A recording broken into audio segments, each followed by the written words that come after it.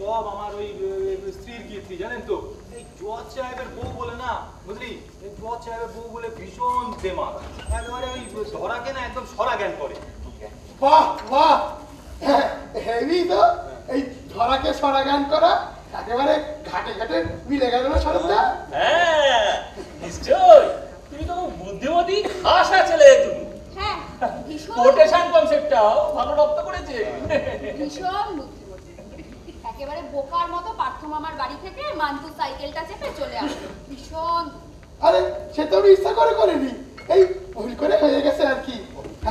আচ্ছা আমি না আরো কোটেশন বলতে পারি। এই যেমন ধরেন আমাদের জজ সাহেব আর বড়দা এবার থেকে চোরাই সাইকেল চড়বেন, হয়ে গেল না চড়ে চড়ে মাসুদ ভাই। হ্যাঁ ও ভাই, এবার আমায় উঠতে হবে। এবার উঠতে হবে। আজ আবার বিশ্ব বিস্ফোরণ সংস্থার তরফ থেকে আমার নিমন্ত্রণ করেছে। বিশ্ব বিস্ফোরণ সংস্থা? আহা, বিস্ফোরণ নয়, বিস্ফোরণ। বিস্ময়কর জিনিস নিয়ে সব কাজ কারবার। আরে আজকে দেখতে পাবো, ও ফোন করে যেতে হবে অবশ্যই। কি কর বাড়ির যত প্রবলেম আছে এরা সলভ করে দেবে। কাজটা হচ্ছে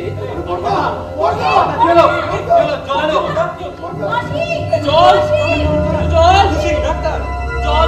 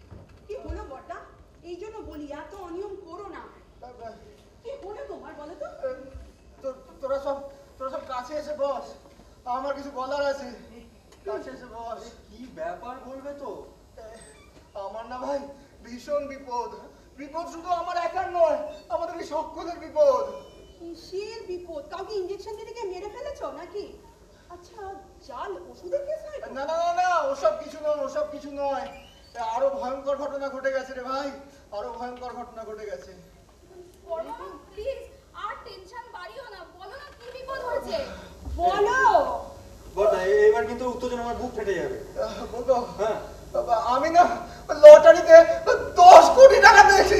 আমার সর্বনাশ হয়ে গেল রে, সর্বনাশ হয়ে গেল। 10 কোটি? হঠাৎ 10 কোটি টাকা পায়? তোমার কি সবই অদ্ভুত। কি করবো ভাই, আমার বরাতটা চিরকালই এরকম, বিপদের পর বিপদ, বিপদের পর বিপদ। বিকিনি পড়া ছোট লোকের এত টাকা কেউ পায়? তাই 1 লাখ 2 লাখ 3 লাখ হয় 1 লক্ষ, একেবারে 10 কোটি। মাসি, লটারি পাওয়া তো আনন্দের কথা বলেই জানতাম, তোমরা সবাই এরকম আপসেট কেন? এটাকে বিপদ বলছো কেন? না না না, এখন যত রাজ্যে দেখবি ওই সব চোরা কারবারিরা, সমস্ত দুষ্টু লোকেরা আসবে ভোটার কাছে ওই সব কালো টাকা সাদা করার জন্য। এখন না চেম্বারটা বন্ধ করে ওই 7টা 8টা ওই লাল কালো ফোন নিয়ে বড় বাজারে গদিতে বসে কেতনা ভাও এই করতে থাকো। একটা জাস্ট ন্যাস্টি হালিকার ব্যাপার। এরপর দেখবে তোমার না ওলা ব্যাঙের মতো একটা বই হয়ে যাবে, তোমার এইসব ফুল ফুল উঠে দেবান্তরের মাঠের মতো ডাক পড়ে যাবে। আচ্ছা তুমি তো হার্ট ফেল করতে পারো, তোমার আর কি, তুমি তো গেলে আমরা যে অনাথ হয়ে যাব। না না না, সেরকম কিছু বুদ্ধি না রে। এখনো বুঝছো না? এখন ভয় পেয়ে আছো যে একটু পরেই তোমার ঢাই করে আনন্দ হবে, আর লাফ দিয়ে উঠে নাচতে ইচ্ছা করবে, আর তোমার হাতটা চমকে উঠেই থমকে যাবে। পরমান, তুমি টিকিটটা ছিঁড়ে ফেলে দাও। ওখানে তো গন্ডগোল রে। কেন? এবার টিকিটটা যে আমার ওই এজেন্টের কাছেই আছে। তো সে কি বলছে?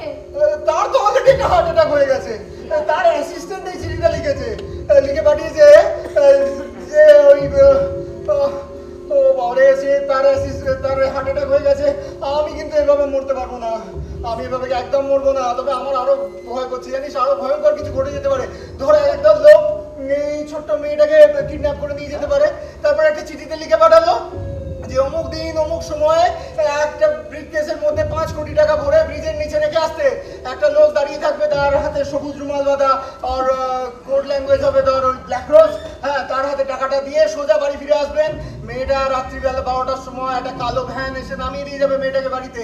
হ্যাঁ, আর তারপরে ধর তারপরে আর কি হতে পারে, হ্যাঁ আরো লিখবে যে যদি পুলিশে খবর দেন তাহলে মেয়েটাকে পাবেন আলাদা পার্সেলে, একটু একটু করে। বড় মামা শোনো না, ওরা বেশ আমাকে গভীর একটা জঙ্গলে গুমটি ঘরের মধ্যে রেখে দেবে, আর বাইরে এক পাল ডোবারম্যান কুকুর আমাকে পাহারা দেবে, একটা ফুটফুটে কম্বলের ওপর আমাকে শুতে দেবে। আমি তো বসেই থাকবো, কিচ্ছু খেতে চাইবো না। আর ওই ডাকাত দলের একটা দুষ্টু মহিলা যেই জোর করে আমাকে খাওয়াতে যাবে, আমি না তাকে কামড়ে দেবো। ঠিক? আরে খুশিকে কি ওরা ছেড়ে কথা বলবে? তোমাদের ইমাজিনেশনের না কোনো সীমা পরিসীমা নেই। কাজের কথা এসো বর্দা, তোমাকে কি করতে বলেছে? লিখেছে কি চিঠিতে তোমার এজেন্টের অ্যাসিস্ট্যান্ট কি করতে ওই বলেছে? বলেছে আমার ওই ব্যাংকের এজেন্টকে নিয়ে যেতে আর টাকাটা আমার অ্যাকাউন্টে ট্রান্সফার করে দিতে। ভাবছি কি ওই এজেন্ট ভদ্রলোককে একটা গাড়ি রিপ্রেজেন্ট করে দিই। 8-10 লাখ টাকা গেল, এই টাকাটা খতম করতে হবে তো নাকি? তার সাথে তুমিও কত হ্যাঁ? পালে সব আসবে। ও কি? বারবারই মনসা পুজো, ভোলে বাবা, হ্যাঁ। মেয়ে বিয়ে, এখন ছাড়ি অপারেশন দিতে না পারলে বোমা চাপ, কিছুতেই না, না, না, না, তুমি না। গোপন রাখতে পারবে না। বর্দা, তুমি এখন 7 দিন ছাদের ঘরে স্বেচ্ছাবন্দী হয়ে থাকবে, কোথাও বেরোবে না, দাড়ি গোপ কাটবে না। তারপর এক রাতে একটা কালো অ্যাম্বাসেডারে চেপে আমরা 4 জন সোজা কালাচিনি ফরেস্ট, সেইখানে কমপক্ষে 3 মাস আত্মগোপন করার পরে তারপর সব ঠান্ডা হয়ে গেলে তুমি দাড়ি গোপ কেটে ব্যাক টু ফ্যামিলি। এ তো সেই নেতাজির গ্রেট এসকেপের মতো ব্যাপার হলো রে। তিনি করেছিলেন মহান ব্যাপারে, তুমি করবে হীন ব্যাপারে। পুরুষ আর মহাপুরুষে এটাই তো পার্থক্য। এদের প্ল্যানিং এর শেষই হয় না। বড় মামা, তুমি এজেন্টের কাছ থেকে টিকিটটা চেয়ে নিয়ে ছিঁড়ে ফেলো। একটু যে লোভ হচ্ছে না, তাই বা বলি কি করে। ওই গ্রামে যে কালীবাড়িতে একদিন ভোর রাতে আমাদের মা রে সেই মা কালীর দর্শন পেয়েছিল, সেই বাড়িটা আজকে ভগ্ন দশা। ইচ্ছা করছে ওই বাড়িটা নতুন করে সাজিয়ে দিই, ওই কালী মন্দিরটা নতুন করে তৈরি করে দিই, আর বাসন মাঝে লক্ষ্মী দিই। ওর মেয়ের বিয়ের জন্য সাহায্য চেয়েছিল, ইচ্ছা করছে ওই বিয়েটা খুব ধুমধাম করে দিই। কত ছেলে মেয়ে তো পয়সাটা পাবে, পড়াশোনাই করতে পারে না। ইচ্ছা করছে এসব করি রে, এসব করি, ইচ্ছা করছে এসব করি। আমিও তো মানুষ, আমিও কি পারছি লোভ সম্বরণ করতে? মিষ্টি পারছি। কোনটা হ্যাঁ, কোনটা ধর। মিষ্টি মনে হচ্ছে কোনো এমার্জেন্সি আছে। বলে দিবি বড় মামার শরীর খারাপ, বাড়ি নেই। হ্যালো, কে বলছেন? हेलो तो कौन बोलছে? আমি প্রজ্ঞাস্মিতা চ্যাটার্জি। আপনি কে বলছেন? अरे बिट्टुआ वो क्या नाम है? हाँ वो सुधांशु मुखर्जी किधर আছে? উনি তো বাড়ি নেই, উনি আমার বড় মামা হন। আপনি বলুন কি বলতে হবে। अरे रे रे रे रे रे रे मुकाजी बाबू क्या मुझे से लेटे আছে না? मुझे से लेटे আছে? अरे मुझा तो হবেই। बहुत भारी জলটারি লেগেছে ওনারা। हाँ अरे बुलाइए शगल्लाल आत्माराम बात बहुत इम्पोर्टेंट बात করা আছে। एक कलकत्तार बुके कोई भी ना আছে कि आत्माराम को ना बोलते। কেটে দে। ये दिलो হুজুর ঢেলা। আচ্ছা বড়দা, তুমি তো এই চিঠিটা আসার পর সন্ধ্যা থেকে বাড়িতেই ছিলে, শরৎদা এখানে রাতে থেকে গেল, এই খবরটা বাইরে গেল কি করে? তোমার ওই এজেন্ট বলে দিল? মানে বলরাম ও আমাকে ইনজেকশন দিতে এসেছিল যে রে। হ্যাঁ, ওকে বলে ফেলেছি। তোরা ছিলিস না তো তখন। বাহ বাহ, এখন এতক্ষণ ওই ইঞ্জেকশন দিতে গিয়ে গল্প করেছে কাউকে নিশ্চয়, দুজন থেকে দুজন জেনে গিয়েছে এতক্ষণ। হবে না, হবে না, এখানে থাকলে আমি বিপদে পড়ে যাবো, আমরা সবাই বিপদে পড়ে যাবো। না, অসম্ভব। আচ্ছা একটা কথা বলো, বলরাম তোমায় ইঞ্জেকশন দিয়ে যাওয়ার পর গোপাল তোমার চেম্বারে চাবি দিতে তোমার কাছে এসেছিল, কথাটা ওকে বলনি তো? ওকেও বলেছি। মেজদা, তুমি এক্ষুনি গাড়িটা বলো, আজ রাতেই আমরা চলে যাবো ওখান থেকে। ওটা এর থেকে লাউড স্পিকারে অ্যানাউন্সমেন্ট করলেও কিছু কম হতো না, মিষ্টি কোনটা দে। হ্যাঁ, ও গোপাল বাড়িতে বাড়িতে লোককে মেসেজ করে বেড়ায়, সেই সময় তো যত কথা আদান প্রদান করি। বড় মা তুমি এত সরল কেন বলো তো? বললো একটা বিশেষ কাজে তোকে ডেকেছি, আমরা না একটু বিশেষ কাজে একটু বাড়ি ছেড়ে চলে যাচ্ছি, তোকে একটা বড় দায়িত্ব দিয়ে যাবো। আমি জানি। কি জানিস?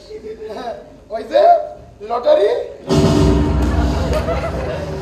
এই কারণেই তো আপনারা বাড়ি ছেড়ে চলে যাচ্ছে। 10 কোটি। এই বড়টাই তো আমারে বললো। গোপন কথা কাউরে বলিসনি, আর আমার মুখেও জানো ঠিক। বড় মামা একটু লেগটা দেবে প্লিজ। শোন কিন্তু হিস্টেরি, একটা কথা শোন, মাসুকে কোনো কিছু বলার দরকার নেই, মাসু বুড়ো মানুষ, ভয় পেয়ে যাবে। কালকে শরৎদা চলে যাবে, সকালবেলা 1 কাপ চা দিয়ে দিবি ব্যাস। আর শরৎদা চলে গেলে দরজা জানলা সবকিছু বন্ধ করে থাকবি, কাউকে কিছু বলার দরকার নেই আমরা কোথায় গেছি। মেজদা, তুমি গাড়িটা বলেছো? হ্যাঁ, আমি বলে দিয়েছি গাড়িটা। হ্যাঁ ঠিক আছে, এই তুই জামা দিয়ে রেখে হ্যাঁ, আমার বাসটাও নিয়ে নিবি। ও সুধাংশু বাবু বাড়ি আছেন? সুধাংশু বাবু, ও সুধাংশু বাবু, আমি তো ঝড়কের গাড়ি নিয়ে পার্কের পাশে দাঁড়াতে বললাম। আত্মনাম সে গাড়ি পাঠিয়েছেন। ও সুধাংশু বাবু, সুধাংশু বাবু,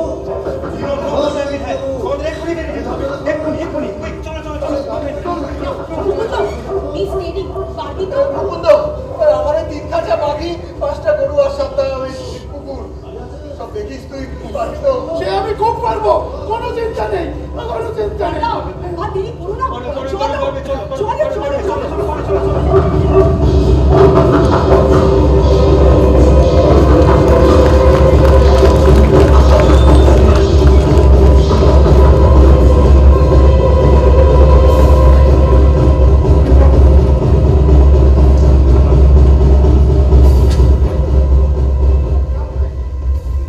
আমরা তো চললাম অজ্ঞাতবাসে, আর বাড়িতে কি হলো? পরের দিন শরৎ কাকু গেট খুলে বেরিয়ে এলো প্রাতঃভ্রমণে, আর আত্মারাম শেঠের পাঠানো সাদা গাড়ির ড্রাইভার তাকে বড় মামা ভেবে ভুল করে তুলে দিল গাড়িতে। তারপর কে পাগল হলো, আত্মারাম নাকি শরৎ কাকু, নাকি একসঙ্গে দুজনে, সে আরেক কাহিনী। আমরা তো এখন যাচ্ছি কালাচিনি, চলি তাহলে।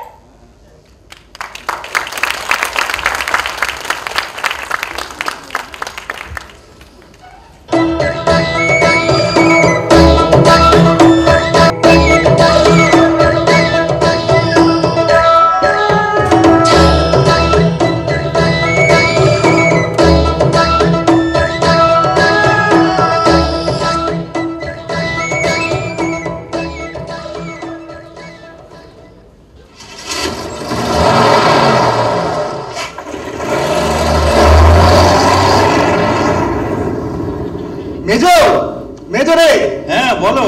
এই কালাচিনিতে হাতি পাওয়া যাবে? হ্যাঁ তা যাবে।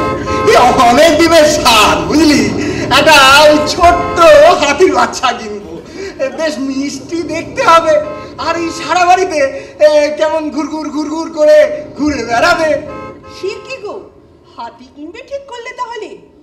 3 মাসে 10 কোটি টাকা ওড়ানোর সঠিক রাস্তাই পেয়ে গেলে তাহলে, কি বলো?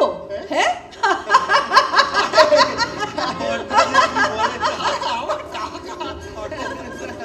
এ টাকা তো কোনোদিন শেষ হবার টাকা হবে।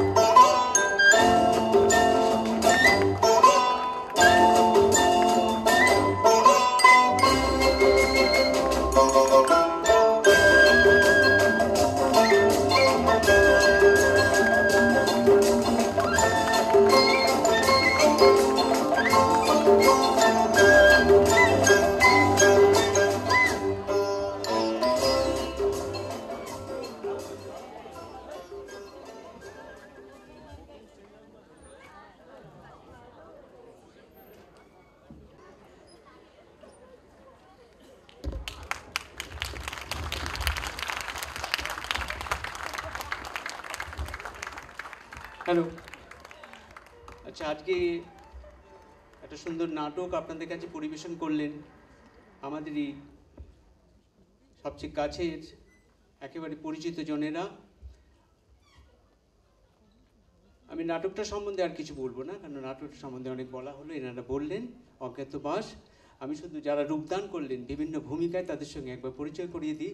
তবে সবার আগে এই নাটকটি যিনি পরিচালনা করেছেন আমাদের প্রদীপ মুখোপাধ্যায়, তাকে আমাদের মধ্যে থেকে অনিতা ভট্টাচার্য সম্মান জানাবেন বুকে প্রদর্শন করে। দীর্ঘ সময় ধরে পরপর 4টি নাটক আমরা এখানে মঞ্চস্থিত হতে দেখলাম ইদানিংকালে। যে 4টি নাটকই আমাদের প্রিয় মানুষ, কাছের মানুষ প্রদীপদা নিবেদন করলেন, পরিচালনার মধ্যে দিয়ে গেলেন। তো কোন নাটক থেকে কোন নাটক বেছে নেব এটা কিন্তু বলা আমাদের পক্ষে খুব কঠিন হয়ে গেল। তবে প্রদীপদাকে ভীষণ ধন্যবাদ জানাই। আমি বাকিদের পরিচয় করিয়ে দিই একবার, যারা চরিত্রগুলো অভিনয় করলেন। প্রথমেই বড় মামার চরিত্রে যিনি অভিনয় করলেন অভিক মুখার্জি, হ্যাঁ আপনারা সবাই হাততালি দিয়ে ওদেরকে সম্বর্ধিত করুন। মেজো মামার চরিত্রে দেবজিৎ চক্রবর্তী, কুশি মাসির চরিত্রে শিপ্রা দাস, মিষ্টি রাজস্বী আচার্য, মুকুন্দ দিব্যেন্দু সরকার, বড় মামা বড় ঠাম্মি অনিতা ভট্টাচার্য, গোসাই সিঞ্চন চক্রবর্তী, শরৎ কাকু সৌরভ ঘোষাল, রাম খেলওয়ান প্রদীপ বিশ্বাস, জাস্টিস পার্থ ব্যানার্জি শোভন মুখোপাধ্যায়, পুলিশ 1 নম্বর সুজিত দাস, পুলিশ 2 দেবব্রত বর্মন, রোগীর বাড়ির লোক জয়জিৎ ঘোষ এবং শেষে আত্মারাম দেবাশিস রায়। এই নাটকটি মঞ্চস্থ করতে আপনারা সবাই সাহায্য করেছেন। তবে একটা স্পেশাল থ্যাঙ্কস আমাদের দিতে হচ্ছে এই কারণে যে তিনি একটু বেশি আমাদের সঙ্গে জড়িয়ে পড়েছিলেন, নাটকের চরিত্রে না হয়েও অনেকটাই নাটকের মধ্যে ঢুকে পড়েছেন। তিনি হলেন আমাদের সবার প্রিয় মানুষ Santosh Kumar Singh, SK Singh, director Iyer. From our side we give him special thanks. Thank you. এর সঙ্গে সঙ্গে প্রথম পর্বের শেষ হলো, আমি জানি না দ্বিতীয় পর্ব কতটা আপনারা শুনতে পারবেন, কারণ সময় হয়তো 9টায় শেষ, তবু আমরা আরম্ভ করছি। ধন্যবাদ।